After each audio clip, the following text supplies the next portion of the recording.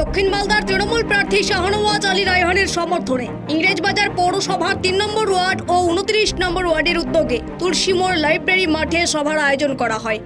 প্রধান বক্তা হিসেবে উপস্থিত ছিলেন রাজ্যের মন্ত্রী চন্দ্রিমা ভট্টাচার্য। এছাড়াও উপস্থিত ছিলেন ইংরেজবাজার পৌরসভার চেয়ারম্যান কৃষ্ণেন্দু নারায়ণ চৌধুরী, ৩ নম্বর ওয়ার্ডের কাউন্সিলর মনীষা সাহা মণ্ডল, যুবনেতা এমডি অভিষেক সহ অন্যান্য নেতৃত্ব। এদিন সভা মঞ্চ থেকে বিজেপি সরকারকে আক্রমণ করেন মন্ত্রী চন্দ্রিমা ভট্টাচার্য। তিনি বলেন, বিজেপি সরকার বাংলাকে বঞ্চনা করছে, রাজ্যের সমস্ত প্রাপ্য টাকা আটকে রেখেছে। বিজেপি পরিচালিত রাজ্যগুলিতে মহিলাদের ওপর অত্যাচার, ধর্ষণ, নিগ্রহ করা হচ্ছে, অথচ এই রাজ্যের সামান্য ঘটনাকে নিয়ে বিজেপি লাফালাফি করছে। তার জবাব বাংলার মানুষ দেবে। আগামী ৭ই মে মালদার দুটি আসনে তৃতীয় দফায় যে ভোট হবে, তৃণমূল কংগ্রেস দুটিতেই জিতবে, এর কোনো সন্দেহ নেই। তাই সকলে মিলে ৭ই মে সকাল সকাল গিয়ে তৃণমূল কংগ্রেসকে ভোট দেবেন। পথসভা হয়েছে প্রার্থীকে নিয়ে। আমাদের এখানে উপস্থিত ছিলেন আমাদের শাহনওয়াজ আলী রায়হান সাহেব, আমাদের চেয়ারম্যান সাহেব, ভাইস চেয়ারম্যান, আর শেষে এসেছেন চন্দ্রিমাদি। সকলেই আজকে এই রায়হান সাহেবের ভোট প্রচারের জন্যই আমরা এখানে আজকে পথসভা করেছি। প্রচুর লোকের জমায়েত হয়েছে, ২০০০-এর উপর ছিল জমায়েত। পাশাপাশি দক্ষিণ মালদার তৃণমূল কংগ্রেসের প্রার্থী শাহনওয়াজ আলী রায়হানের হয়ে ইংরেজবাজার শহরেও জনসভা করলেন রাজ্যের অর্থমন্ত্রী চন্দ্রিমা ভট্টাচার্য। শনিবার রাতে মালদা শহরের ঘোড়াপীরে স্থানীয় কাউন্সিলর কাকরি কর্মকারের ডাকে এই জনসভার আয়োজন করা হয়। এদিন সেখানে উপস্থিত ছিলেন ইংরেজবাজার পৌরসভার chairman Krishnendu Narayan Chowdhury, vice chairman Sumla Agarwala, councillor Prasanjit Das, councillor Shubhamoy Basu, তৃণমূলের নেতা সন্তোষ কর্মকার সহ আরও অন্যান্যরা।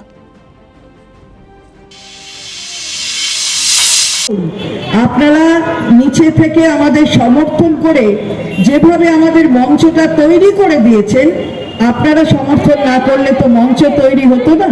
তাই আপনাদের সকলকে আমার পরম শ্রদ্ধা। আগামী ৭ তারিখ ৭ই মে তৃতীয় দফার ভোট।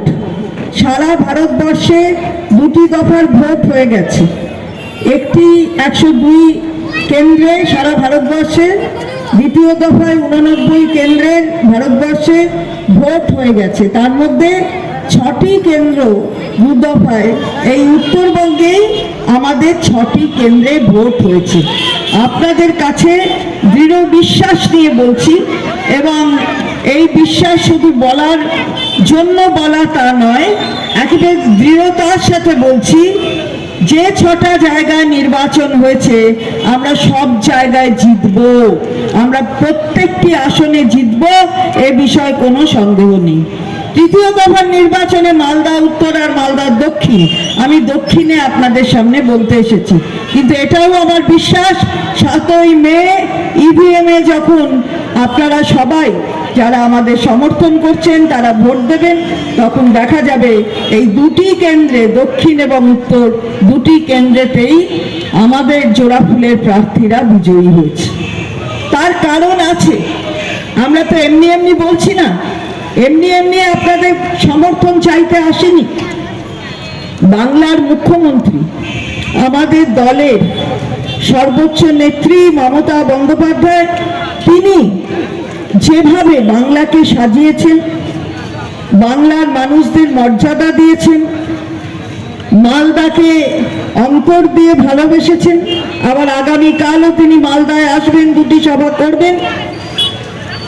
আপনাদের সমর্থন তাই তার উপর, তার সাথে, তার জন্য সবসময় থেকেছে, এবং আমাদের নিশ্চিত বিশ্বাস এবারেও ঠিক তেমন করে আপনারা সমর্থন দেবেন। আমরা গত নির্বাচনে ২০১৯-এ উত্তরবঙ্গের ৮টায় একটাও আমাদের প্রার্থী বিজয়ী হয়নি, কিন্তু তাতে কিছু যায় আসেনি। আগের বারে হয়নি, ৮-০ হয়েছিল, এবারে ৮-৮ হবে। তাই আপনাদের কাছে আমার আবেদন যে সবাই মিলে ভোটটা সকাল সকাল দিতে যেতে হবে। আমরা কেন বলছি? মালদা থেকে সীমান্তের কথার বিশেষ রিপোর্ট।